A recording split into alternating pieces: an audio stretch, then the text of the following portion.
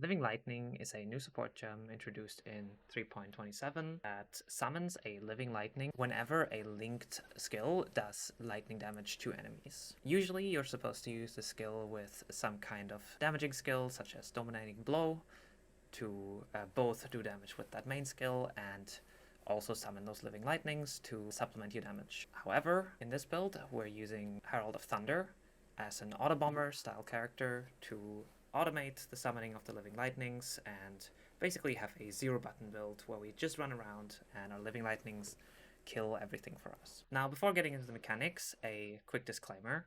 This is not a build guide. In fact, I don't actually recommend copying this. This was just kind of a build I threw together at the end of Keeper's League, since POE 2 is going to come out with a new league in about a week, and most people are probably going to switch to that, so I just wanted to do this as a little project at the end of the league because I think there's some really cool mechanics in here that are actually very fun, and I think the build itself is also very fun, but this is by no means a finished guide or anything like that.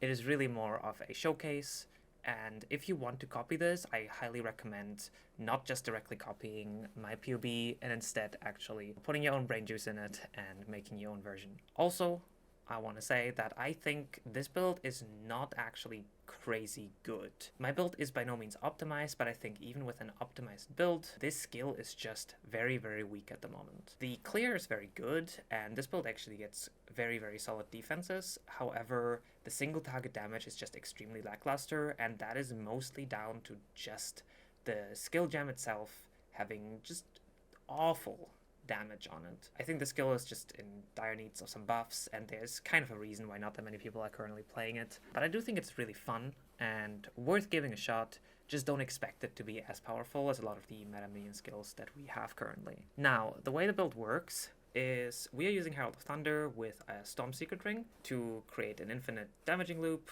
and that Herald of Thunder will then summon our Living Lightnings.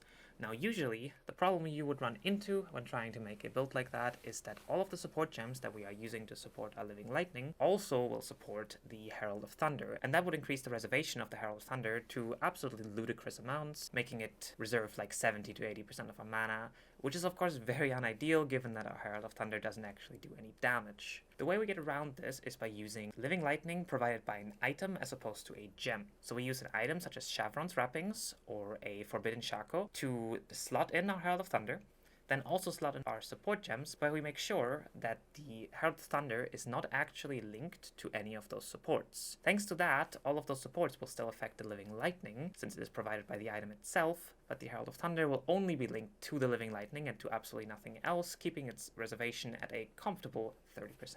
I've ran two versions of the build. The first one uses the Foulborn Chevron's Wrappings, and the second one uses a Forbidden Shako. The first version is extremely budget and can be done for a few divine stops. All of the items required in it are dirt cheap, because no one really runs low life setups these days, so the items are all really, really cheap. In this setup, we are using the Foulborn Shafts, a Prism Guardian to reserve our life, a Presence of Chila to convert our life into Energy Shield, a Ancient Skull helmet. This is a fantastic helmet for this build. It's something like 70% more damage. It's just really, really good. And then lastly, a Foulborn Severed in Sleep to give our minions a bunch of base crit and crit multiplier. Living Lightning has a very, very high base crit of 13%, which makes it ideal for building into crit. On the higher budget version, we are instead running a Forbidden Shako, which allows us to instead run a rare chest with armor and energy shield, as well as an Aegis Aurora for very powerful defenses. Overall, the build has been really, really fun to play. The clear is genuinely really, really good, and that is thanks to the Living Lightning minions chaining by default, and those chains can actually be supported by melee splash support, and every single chain hit will also create a melee splash, which I think is unlike anything in the game, and that makes the clear very, very good and allows us to shotgun with impacts. The build's also, of course, very tanky thanks to the Aegis Aurora, and it also is decently fast, though it's not as crazy fast as some other Autobombers, since we are speccing quite heavily into defenses. The main weakness of the build, however, is the lack of single target. Living Lightning just does not do a lot of damage, and even with a gem swap, we don't do that much damage. I don't know how much damage we exactly do, as this skill is not currently supported in Path of Building. The damage is just very, very lackluster, and it's kind of a shame. I really wish they made this skill just a bit better. I hope they buff it eventually, but at the moment, that single target is really just lacking. However, if you're just looking for a fun autobombing style clear speed monster, it genuinely is very, very good. It will just struggle anywhere where really high single target or even just generally really high damage is required, such as 100% delirious maps and the like. So yeah, I hope you enjoyed this little showcase. It's not really a guide, but if you are planning to actually run this build, I can try to answer any questions you have in the comments.